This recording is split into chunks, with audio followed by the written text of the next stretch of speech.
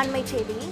மத்திய அமைச்சர் நிர்மலா சீதாராமனை செங்கோட்டையன் மீண்டும் சந்தித்ததாக தகவல் வெளியாகியிருக்கின்றது. அண்மை செய்தியாக பார்த்துக் கொண்டிருக்கிறோம். மத்திய அமைச்சர் நிர்மலா சீதாராமனை செங்கோட்டையன் மீண்டும் சந்தித்ததாக தகவல் வெளியாகியிருக்கின்றது.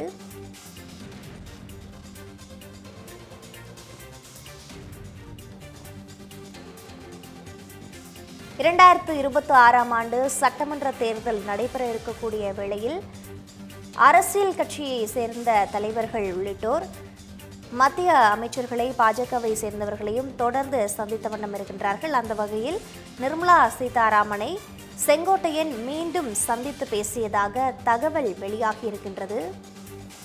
சென்னைக்கு வந்த மத்திய நிதியமைச்சரை செங்கோட்டையன் மீண்டும் சந்தித்து பேசியதாக தகவல் வெளியாகியிருக்கின்றது. நிர்மலா சீதாராமனை நாம் தமிழர் கட்சியின் தலைமை ஒருங்கிணைப்பாளர் சீமானும் சந்தித்ததாகவும் தகவல் வெளியாகியிருக்கின்றது. அண்மை செய்தியாக பார்த்துக் கொண்டிருக்கிறோம்.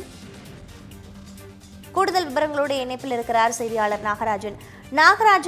என்ன விவரங்களாக இருக்கின்றன?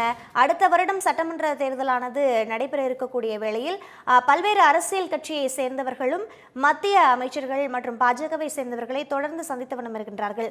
தற்பொழுது இந்த தகவல் என்ன சொல்கிறது? வணக்கம் பிரீதா. சட்டமன்ற தேர்தலுக்கான நாட்கள்ன்றதை தாண்டி மாதங்கள் இருந்தாலும் ஒரு வருடத்திலிருந்து அது குறைந்து மாதங்களாக ஆகக்கூடிய சூழல்ல கூட்டணி தொடர்பான பேச்சுக்களும் பல்வேறு கட்சிகள்ல இருக்கக்கூடிய உட்கட்சி விவகாரம் மாற்றங்கள்னு பல விஷயங்கள் தொடர்ந்து பேசப்பட்டு வருது. இந்த நிலையில தான் கட்சி நிகழ்ச்சிக்காக சென்னை வந்திருக்கக்கூடிய மத்திய நிதியமைச்சர் நிர்மலா சீதாராமன் கிண்டியில இருக்கக்கூடிய தனியார் நட்சத்திர விடுதியில தங்கியிருக்காங்க. அப்படி இருக்கும் பொழுது அதிமுக சார்பிலும் சரி, நாம் தமிழர் கட்சியின் சார்பிலும் சரி, அதே மாதிரி தமிழக வாழ்வுரிமை கட்சியின் சார்பிலும் சரி, ஓபிஎஸ் அணியிலும் சரி, பல்வேறு அரசியல் கட்சியினுடைய முக்கிய பிரமுகர்களை நிர்மலா சீதாராமன் அவர்கள் அந்த தனியார் விடுதியில தங்கி இருந்து பார்த்திருக்கிறதா சொல்லப்படுது. குறிப்பா நேற்றைய தினம் ஒரு 8:30 மணி அளவுல அதிமுகவிலிருந்து பிரிந்த முன்னாள் நாடாளுமன்ற உறுப்பினராக இருக்கக்கூடிய கே.சி. பழனிசாமி நிர்மலா சீதாராமன் அவர்களை சந்திச்சு பேசியிருக்கக்கூடிய போட்டோ வெளியாயிருந்துச்சு. அது உறுதியாயிருக்கு. அதே மாதிரி பார்க்கும் பொழுது முன்னாள் அமைச்சராக இருந்த செங்கோட்டையனும் மத்திய நிதியமைச்சர் நிர்மலா சீதாராமனை கிண்டியில இருக்கக்கூடிய தனியார் நட்சத்திர விடுதியில வச்சு பார்த்திருக்கிறதாவும் பேசியிருக்கிறதாவும் கூறப்படுது. அதே போலதான் நாம் தமிழர் கட்சியினுடைய தலைமை ஒருங்கிணைப்பாளராக இருக்கக்கூடிய சீமான் அவரும் மரியாதை நிமித்தமாக சந்தித்ததாக கூறப்படுகிறது. அதே போல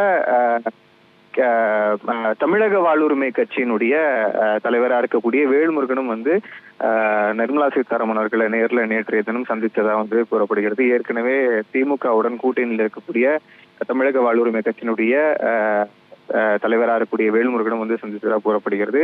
இது எல்லாமே ஒரு பக்கம் மரியாதை நிமித்தமான சந்திப்பு அப்படின்னும், இன்னொரு பக்கம் தேர்தல் வியூகங்களுக்கு தகுந்தாற் போல இந்த கூட்டணி விவகாரம் தொடர்பாக சந்தித்ததாகவும் கூறப்படுகிறது. கிட்டத்தட்ட இன்னும் ஒரு 8-9 மாத காலமே இருக்கக்கூடிய சூழல்ல தமிழக சட்டப்பேரவை தேர்தலை எதிர்கொள்ள இருக்கக்கூடிய அனைத்து கட்சிகளுமே தீவிரமான ஆலோசனை இருக்கும் பொழுது அதிமுகவும் பாஜகவும் ஒன்று கூடுமா, இல்ல பாஜகவுடைய இந்த தேசிய ஜனநாயக கூட்டணியில என்ன கட்சிகள்லாம் வரப்போகுது, ஒரு வலுவான கூட்டணியை அமைச்சு தமிழகத்துல ஆட்சியை பிடிப்போன்ற மாதிரியான ஒரு விஷயத்த முன்னெடுத்து இருக்கும் பொழுது இது போன்ற அழைப்புகளும் சந்திப்புகளும் தொடர்ந்து நடந்துட்டு இருக்கு.